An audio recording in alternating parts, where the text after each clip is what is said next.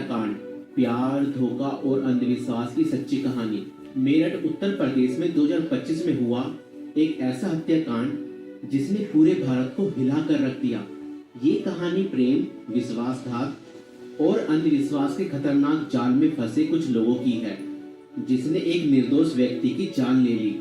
इस केस में प्रेमिका ने अपने प्रेमी के साथ मिलकर अपने पति को मौत के घाट उतार दिया और उसके शव को 15 टुकड़ों में काटकर एक ड्रम में भर दिया और उसके अंदर सीमेंट डाल दिया। मगर चलिए इस कहानी को शुरुआत से देखते हैं। 2016 में मेरठ निवासी सौरभ राजपूत की मुलाकात मुस्कान रस्तोगी से हुई। दोनों के बीच प्रेम हुआ और कुछ सालों बाद उन्होंने शादी कर ली। लेकिन यह शादी सौरभ के परिवार को पसंद नहीं आई, क्योंकि मुस्कान एक अलग जाति से थी। इसके बावजूद दोनों ने अपने रिश्ते को मजबूत बनाए रखा। सौरभ मर्चेंट नेवी में जॉब करते थे और लंदन में पोस्टेड थे। शादी के कुछ समय बाद सौरभ लंदन चले गए, जबकि मुस्कान अपनी बेटी के साथ मेरठ में रहने लगी। इस दौरान उनकी जिंदगी में एक तीसरा व्यक्ति साहिल शुक्ला आया, जो मुस्कान को पहले से ही जानता था। सौरभ के लंदन में रहने के कारण मुस्कान की नजदीकियां साहिल से बढ़ने लगी।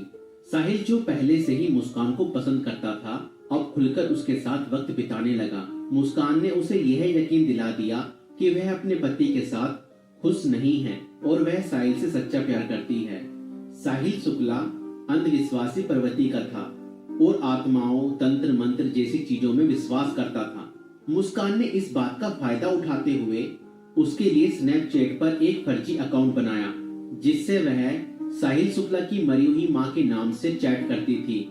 इस फर्जी अकाउंट से वह साहिल को यकीन दिलाने लगी कि उसकी मां की आत्मा मुस्कान को पसंद करती है और चाहती है कि वे दोनों साथ रहें।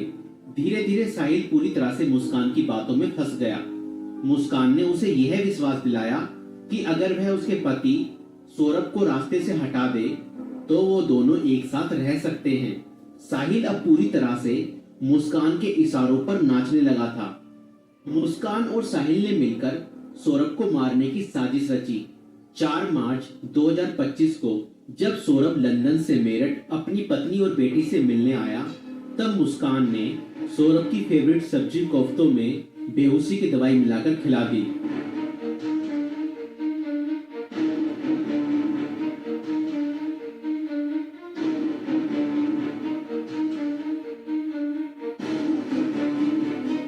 और जब सौरभ बेहोशी की हालत में बिस्तर पर पड़ा था, तब मुस्कान ने अपने दोस्त साहिल को बुला लिया और रसोई में जाकर वो बड़ा और धारदार चाकू ले आई, जो मुस्कान और साहिल ने पहले से ही प्लानिंग करके खरीदे हुए थे। और करीब 20 मिनट तक साहिल ने मुस्कान को बताया कि कैसे उसे अपने पति का वध करना है।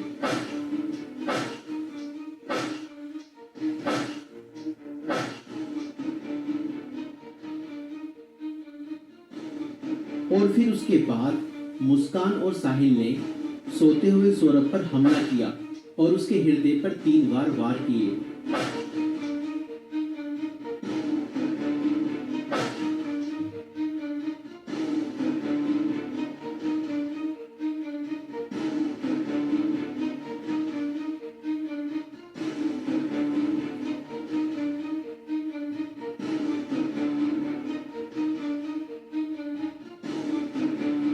और घर में पड़े कूलर को भी ऑन कर दिया ताकि उसकी आवाज किसी को भी ना सुनाई दे। जब उन्होंने सौरभ को खत्म कर दिया, उसके बाद वह उसकी बॉडी को बाथरूम में ले गए।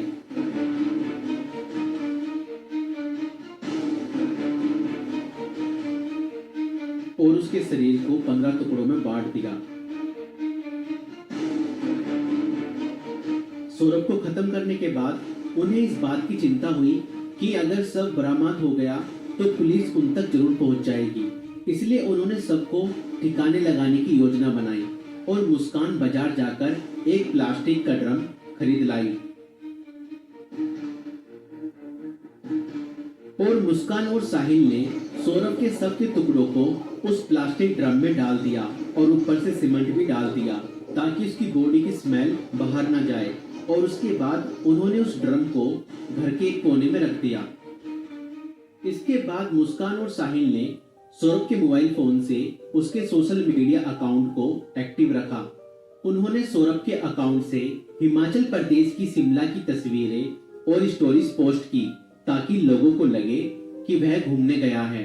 उन्होंने उसकी फैमिली और दोस्तों को यह यकीन दिलाने की कोशिश की कि सौरभ जिंदा है और बाहर यात्रा कर रहा है।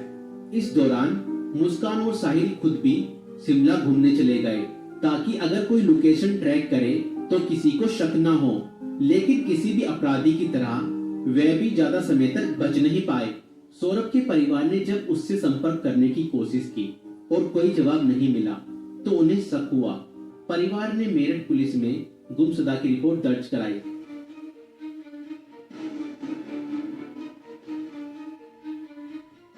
और इसी बीच मुस्कान ने अपने माता पिता को बताया कि शायद सौरभ का मर्डर हुआ है और उसके घर वालों ने ही उसका मर्डर किया है। मगर मुस्कान के पिता ने कहा, नहीं बेटा, किसी के भी घर वाले कितना ही नाराज हो जाएं तो भी ऐसा कदम अपने बेटे के लिए नहीं उठा सकते। बेटा, मुझे सच सच बताओ, सौरभ कहाँ है? मुझे सच्चाई बताओ, मैं किसी से कुछ नहीं कहूँगा। और तब मुस्कान ने अपने पिता को बताया कि उसने और साहिल ने मिलकर सौरभ को खत्म कर दिया है। और इतना सुनते ही मुस्कान के पिता ने पुलिस को सारी खबर बता दी।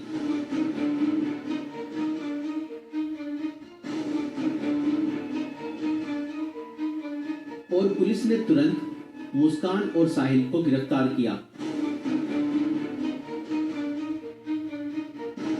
और उस प्लास्टिक ड्रम को भी बरामद किया जिसमें सौरभ के शव के टुकड़े थे।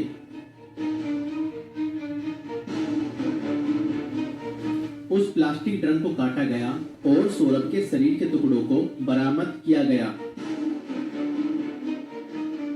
इस खौफनाक हत्या मिस्ट्री का अंत पुलिस द्वारा हत्यारों की गिरफ्तारी के साथ हुआ। पुलिस ने मुस्कान और साहिल को गिरफ्तार कर लिया। दोनों पर हत्या, साजिश और सबको छुपाने के गंभीर आरोप लगाए गए। दोस्तों, ये घटना हमें यह सिखाती है कि अंधविश्वास का अंजाम बहुत बुरा और भयानक होता है।